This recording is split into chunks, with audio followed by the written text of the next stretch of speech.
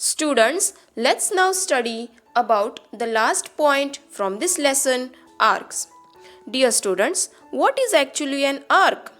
You all must be knowing what is a circle, right? You have seen different circles with smaller radius, with bigger radius, right? Circles are smaller, circles are bigger. Sometimes circles are equal also. Now what is an arc? You can see the figure on the textbook page number 77 under the point arc of a circle. When a circle is cut down into two parts, okay, when a circle is cut down into two parts, it gets separated. It becomes an open circle, right? Sometimes it is half, sometimes it is quarter, sometimes one part of the circle is smaller than the other part of the circle. So that part is called the arc. There is one circle with a chord AB. Yes, so there is one circle with a chord AB. At the place of AB, line AB, it is cut down. Okay, so the bigger circle part is upside and the smaller circle part is below side. So those are the two arcs. We have to read it as arc AB. Clear? Now students, sometimes what happens, you cannot understand whether you are reading the upper arc or whether you are reading the lower arc. You can see it in the textbook page number 78. There are two circles with the chord AB and with the chord RT. Yes, that chord RT is also called as diameter also. But chord AB you cannot say it as diameter because it doesn't pass through the center of the circle. Now let's come to know about how to read the arc. In the first figure where the circle is given with the chord AB, you can see that there is a letter Y to the upper side and there is a letter X to the lower side. So whenever you read the arc, you have to read it in such way like arc AYB or arc AXB. So that time you come to know whether you are reading the upper arc or the lower arc. Now how to come to know whether it is a minor arc or major arc? Simple, minor means smaller and major means bigger. In this figure where the chord AB is placed in the circle, which one is the minor arc? Minor arc is arc AXB and major arc is arc AYB. Why? Because we can see that the side AYB is greater than as compared to the side AXB. In the second figure, you can see that the line is passing straight from the center. It is making two equal halves of the circle with the diameter RT. Now in that case, you have to say semicircular arc. Okay, semicircular arc. This semicircular arcs means they both are same. Arc RYT and arc RXT both are same. They are equal. They are half of the circle. Given circle makes the half and prepares two arcs. Let's now study the next point, central angle and the measure of an arc.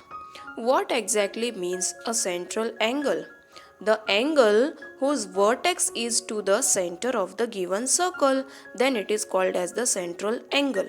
You can see in the figure whose radius is O and the angle is formed angle AOB. Sometimes you can also read it as angle BOA with a point Z to the lower side. Okay, so that you can say it as central angle because why?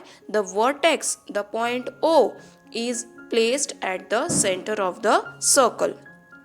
The measure of angle subtended at the center by an arc is taken to the measure of the arc. So that is the central angle. Angle whose vertex is to the center, that is called as central angle, and the arc which prepares a central angle is called the central angle arc.